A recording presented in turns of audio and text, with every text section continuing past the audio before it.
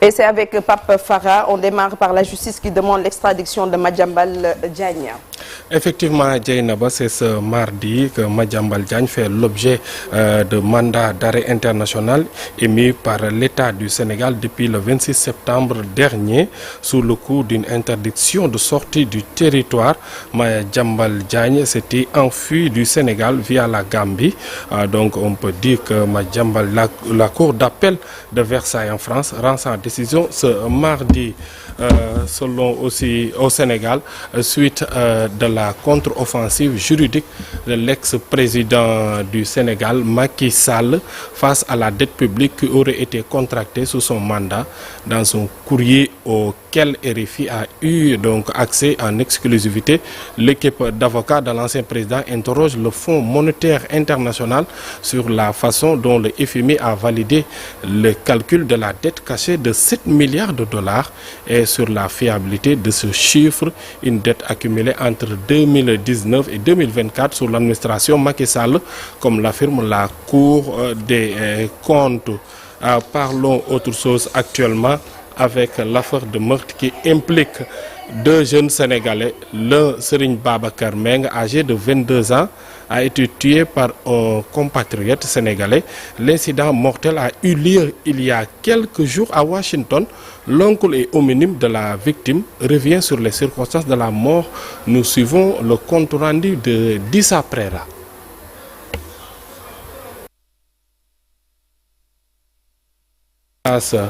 Parlons maintenant du voyage du PM aux États-Unis. Souvent liée à l'hivernage, la grippe est une infection virale qui atteint le système respiratoire.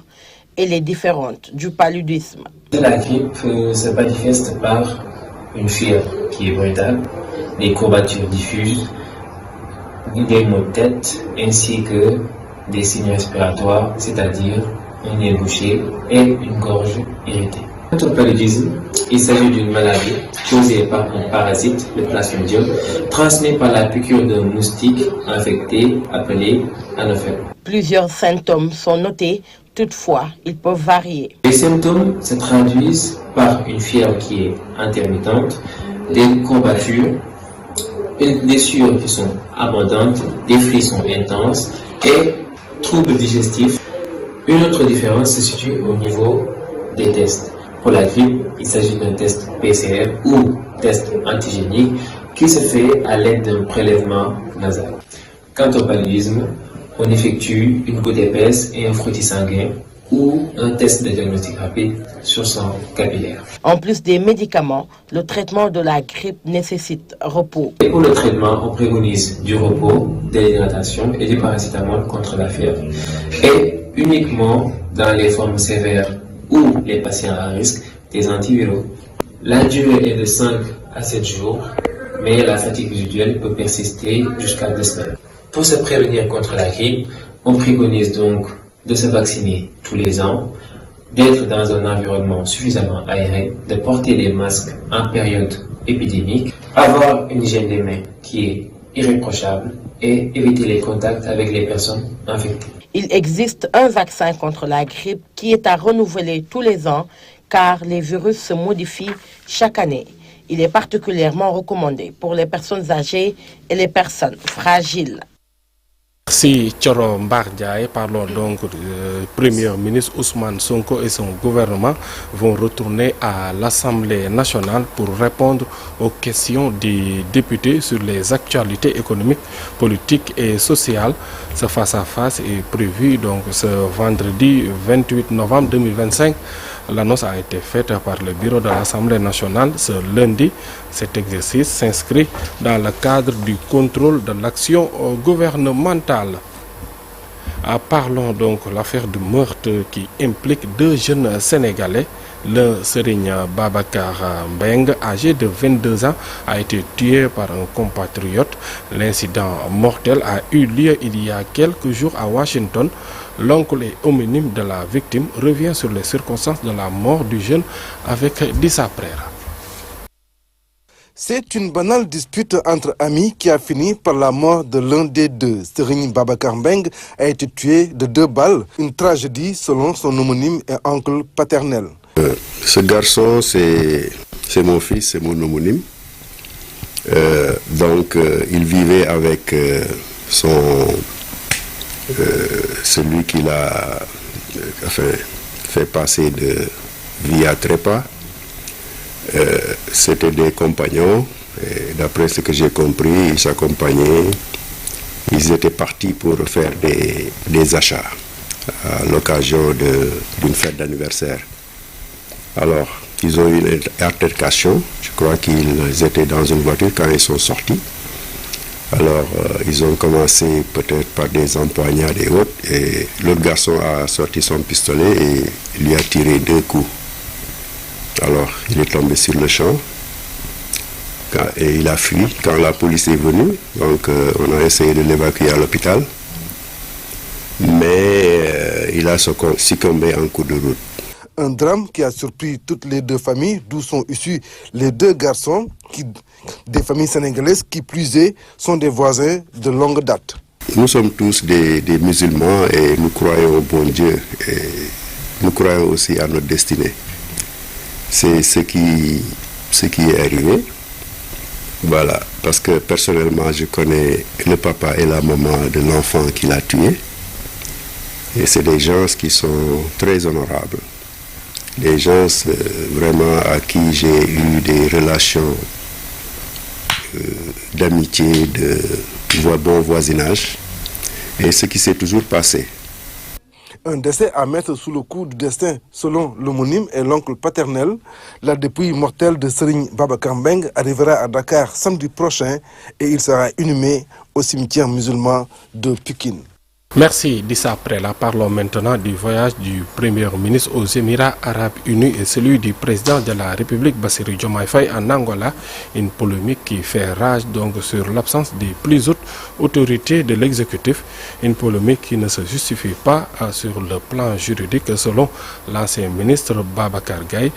Pour lui, c'est sur le plan moral que se pose le problème du voyage du chef du gouvernement Babacar Gaye que nous écoutons avec Chérif Dia.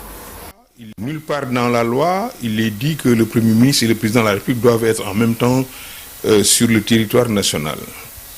Au demeurant, étant les 2 membres de l'exécutif, on peut comprendre naturellement que si le Président voyage, que le Premier ministre reste sur place pour s'occuper de l'administration du pays. Il n'est pas aussi le suppléant du Président de la République, je veux dire le suppléant constitutionnel. C'est pourquoi peut-être du point de vue du droit, cela peut s'accepter.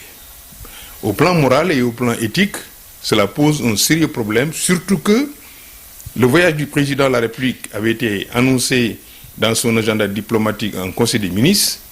Par contre, celui du Premier ministre a été totalement caché aux Sénégalais, ce qui n'est pas du tout normal. Figurez-vous que pour aller à Abu Dhabi en Falcon 8X, il faut un minimum de 72 millions de francs CFA à l'aller comme au retour, sans compter certains frais annexes. C'est un peu trop quand même. D'autre part, je pense que le Premier ministre Ousmane Sonko devrait quand même avoir plus d'égard pour le pays et pour ses mandants qui sont les Sénégalais, car je ne comprends pas que la primature puisse louer un avion pour Ousmane Sonko sans que cela ne soit une visite officielle. Tant que ce n'est pas annoncé, tant que le gouvernement ne s'est pas prononcé sur la question, on considère que c'est une affaire privée et sous ce rapport, il est indécent quand même d'utiliser les ressources publiques pour aller en villégiature, pour aller en congé, pour au moins aller se reposer si c'est le cas. Encore une distinction pour Youssou Ndour, la star planétaire donc a reçu le Grand Prix SACEM 2025 avec l'album Éclairer le monde. Selon lui, il a voulu mettre en lumière la recherche donc de la world music. Ce projet a pris forme grâce au talent de Michael League et Wedi Brahmi, dont l'ouverture artistique et la vision ont été essentielles. Nous écoutons les premiers mots de Youssou Ndour après donc cette consécration. Merci beaucoup, merci. Vraiment, je voulais remercier la SACEM pour cet honneur et j'en suis fier et très reconnaissant. Alors, cet album Éclairer le monde, pour moi, c'était une manière de ressourcer encore la world music. Vous savez que la world music, c'est quand même la source de tous les styles de musique. Et à partir de ce moment, donc je me suis dit, il faut aller chercher quelqu'un. Et j'ai rencontré Michael League, qui est un grand producteur, qui a impliqué Widi, Brahma, et ils ont respecté ma musique, ils ont respecté mon univers, les instruments qui tournaient autour de moi. Et ils ont apporté quelque chose qui donne cet album, qui amène cet album à un certain niveau.